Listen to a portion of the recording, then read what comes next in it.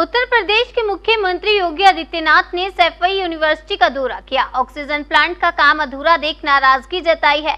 सैफई के athletics stadium में बने हेलीपैड पर हेलीकॉप्टर उतरा। योगी आदित्यनाथ ने सैफई मेडिकल यूनिवर्सिटी का दौरा किया और अधिकारियों से वार्ता कर उन्हें दिशा निर्देश भी दिए। इटावा पहुंचे मुख्यमंत्री योगी आदित्यनाथ ने ऑक्सीजन प्लांट का काम अधूरा देख नाराजगी भी जताई। बताया कि इसका निर्माण कार्य 18 मई तक पूरा हो जाना था। काम अधूरा देख कहा कि जल्द से जल्द ऑक्सीजन प्लांट का कार्य पूर्ण होना चाहिए। इटावा पहुंचकर योगी आदित्यनाथ ने प्रशासन, हेल्थ वर्कर्स, कोरोना वॉरियर्स, स्वयंसेवी संगठन व अन्य ने जो मिलकर कार्य किया है उसके बेहतर परिणाम सामने आए हैं। इटावा में कोरोना से संक्रमित मरीजों की दर 30% से घटकर 2 पर आ गई है। ये कार्य सम्माननीय रहा है। इसके अपेक्षित परिणाम भी स्पष्ट दिखाई दे रहे हैं। उत्तर प्रदेश जो देश में आबादी का सबसे बड़ा प्रदेश है, फर्स्ट वेव की तर्ज पर ही सेकेंड वेव में भी उत्तर प्रदेश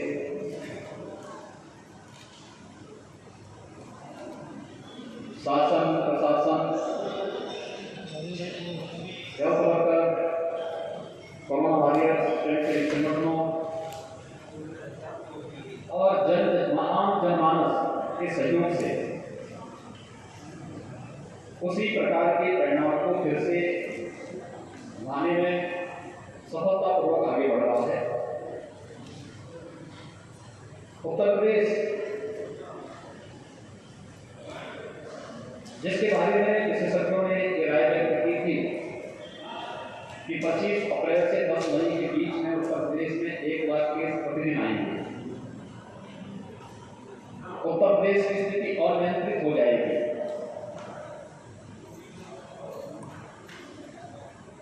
उसे सफलतापूर्वक आज नियंत्रित किया गया है।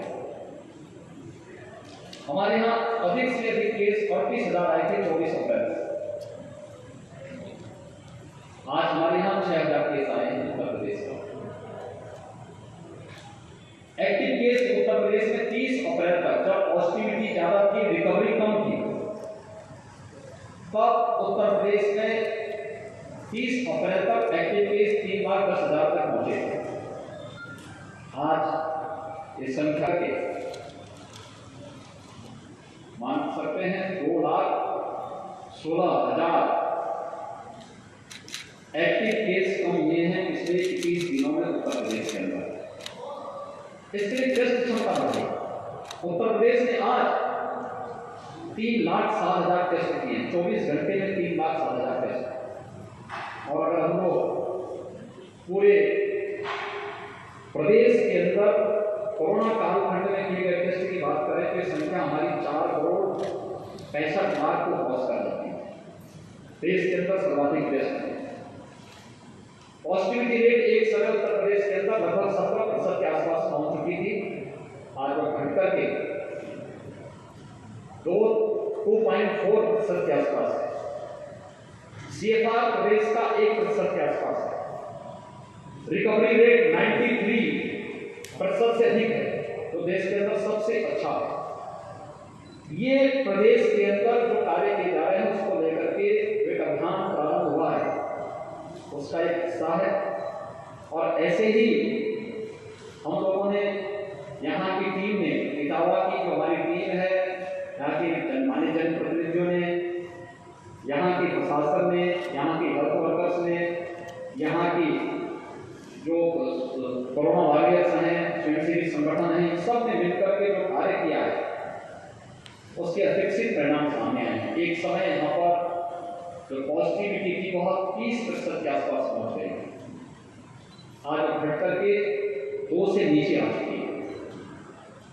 निगरानी समिति बेहतर तरीके से स्क्रीनिंग का काम कर रही है। टेस्ट क्षमता बढ़ाई गई है, बेड्स बढ़ाए गए हैं, सुविधाएं बढ़ाई जा रही है। ये निरंतर कार्य किए जा रहे हैं। और मुझे बताते हुए प्रसन्नता है कि यहाँ प्रदेश में हम लोगों ने अब तक 1,62,00,000 से भी लोगों को निःशुल्क वैक्सीन दिया है। वहीं इटावा ने भी 1,20,000 वैक्सीन इटावा जनपद में भी अब तक उपयोग किए हैं। वैक्सीन सभी निःशुल्क दिए जा रहे हैं। अब तो उत्तर प्रदेश में दिए जाने वाले वैक्सीन के कार्यक्रम को जो आदरणीय प्रधानमंत्री जी ने 16 जनवरी को पूरे देश के अंदर लॉन्च किया था। जो लोग उस समय विरोध करते थे वैक्सीन का, आज वे लोग वैक्सीन की पैरवी कर रहे हैं।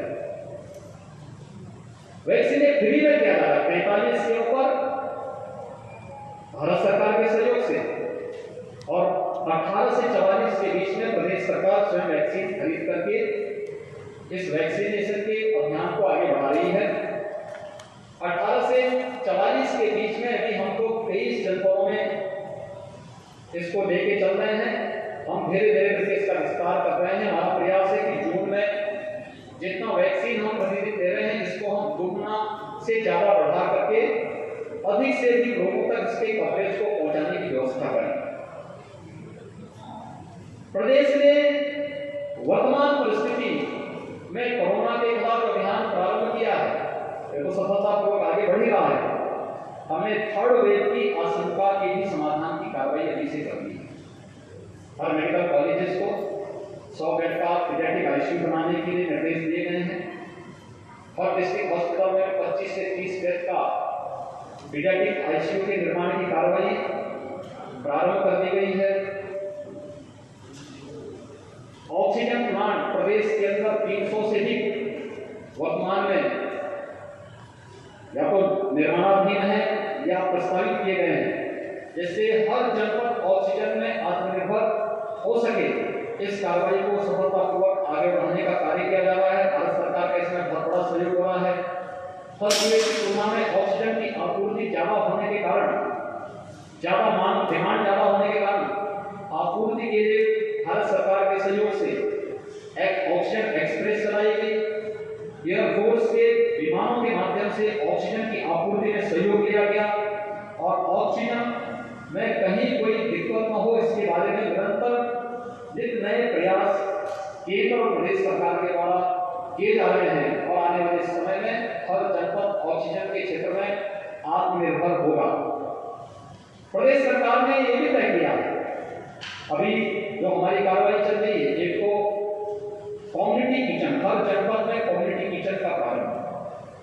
हर जरूरतमंद रिक्शा चालक है, ई रिक्शा चालक है, स्ट्रीट वेंडर है या मरीज के परिजन, उनको भोजन मिल सके। मरीजों को उपचार निःशुल्क है। जो सरकारी हॉस्पिटल में सरकार के द्वारा टेक ओवर किए गए हॉस्पिटल है, वहां पर निःशुल्क उपचार की भोजन की व्यवस्था हर पेशेंट को उपलब्ध कराई जा रही है। लेकिन जो हॉस्पिटल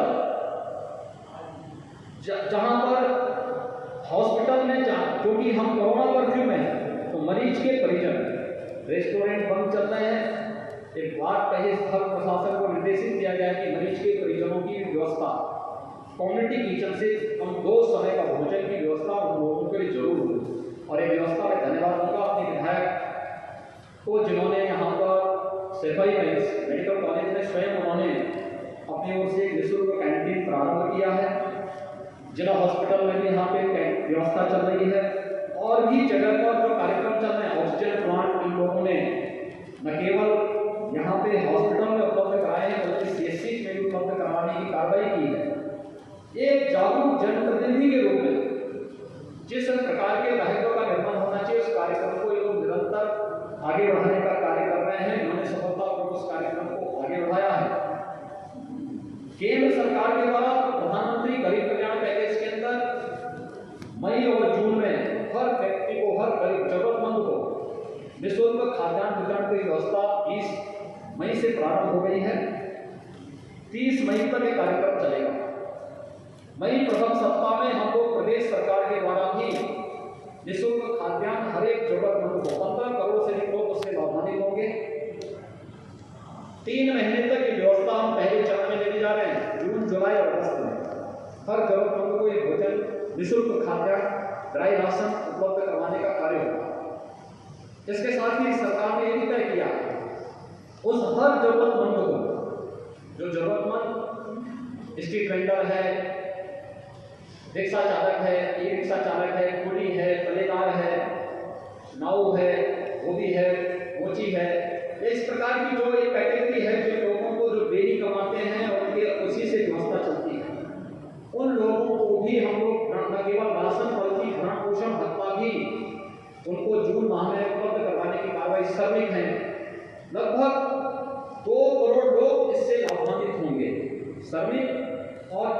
श्रमिक वर्ग को, संगठित और असंगठित क्षेत्र के श्रमिकों को पहले से सामाजिक और स्वास्थ्य की गारंटी सरकार ने उपलब्ध करवाई है।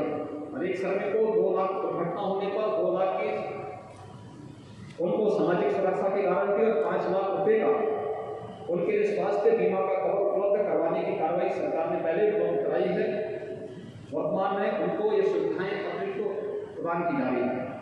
सरकार ने तय किया है कि जून प्रथम सप्ताह में हम लोग प्रत्येक जनपद में, अभी हम लोगों ने जो अलग अलग कैटेगरी को हमने लिया था, पहले चरण में आपने देखा होगा 16 जनवरी से जब ये कार्यक्रम प्रारंभ हुआ था, हेल्थ वर्कर को हम लोगों ने पूरी तरह वैक्सीनेट करने की कार्रवाई की। इसके बाद कोरोना वॉरियर्स को लिया था, फिर 60 वर्ष के ऊपर के लोगों को लिया था, फिर 45 वर्ष से ऊपर के लोगों को 1 अप्रैल से प्रारंभ हो गया।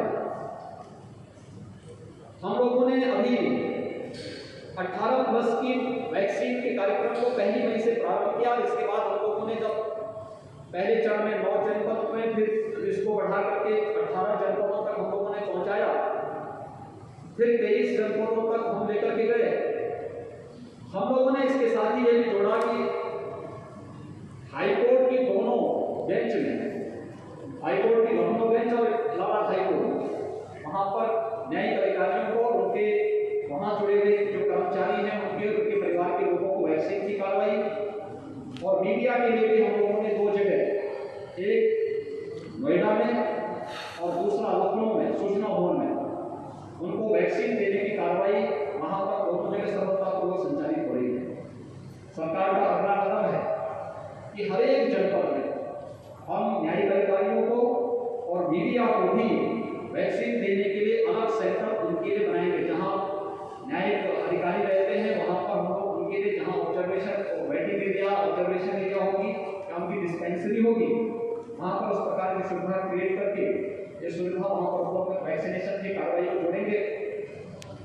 जहां पे प्रेस क्लब होगा या प्रेस क्लब नहीं होगा तो किसी अन्य सार्वजनिक स्थान पर जहां वेटिंग और ऑब्जर्वेशन एरिया देंगे, वहां पर इस वैक्सीनेशन के कार्यक्रम को भी हम युद्ध स्तर पर आगे बढ़ाएंगे, जिससे 3rd वेव आने के पहले हम लोग इन लोगों को तो हम पूरी तरह वैक्सीनेट कर ही सकें, लेकिन साथ साथ ये भी व्यवस्था की जा रही है कि हम चिन्हित करेंगे कि 10 वर्ष से कम उम्र के जितने बच्चे हैं उनके माँ बाप को भी हम वैक्सीन से आच्छादित करने की कार्रवाई कर सकें और 3rd वेव के पहले एक सुरक्षा कवच हर एक परिवार को भी उपलब्ध करवाने का कार्य कर सकें। सरकार की एक कार्रवाई वर्तमान में चल रही है इटावा के अंदर। यहाँ पर हमारे जनप्रतिनिधिगण, यहाँ का प्रशासन, स्वास्थ्य विभाग, सभी लोग मिलकर के टीम भाव के साथ काम करते हैं। कोरोना की 2nd वेव जिसके सामने दुनिया की बड़ी बड़ी ताकतें स्पष्ट होती हुई दिखाई दी, लेकिन वहाँ पर यहाँ के सभी लोगों ने मिलकर के इस कार्रवाई को शासन के साथ मिलकर के पूरी मजबूती के साथ आगे बढ़ाया है। और मेरा विश्वास है कि 2nd वेव पर हम पूरी तरह नियंत्रण करने में इस महीने के अंत तक काफी हद तक सफल हो जाएंगे। हम इसके साथ 3rd वेव की भी अभी से हमारी पूरी तैयारी है और उसको भी हम सफलतापूर्वक आगे बढ़ाएंगे। मेरी आप सबसे भी अपील है, हम प्रत्येक नागरिक को कोरोना के प्रोटोकॉल का पालन करने के लिए प्रेरित करें, जागरूक करें। और वैक्सीन ये मुफ्त में दिया जा रहा है, इस मुफ्त में वैक्सीन के प्रति लोगों को जागरूक भी करें कि हर ये वैक्सीन सुरक्षा का एक कवच है, हर एक व्यक्ति को सुरक्षा कवच दे सकता है। हम वैक्सीन लगाने में परहेज न करें, बल्कि हर व्यक्ति वैक्सीन लगाए।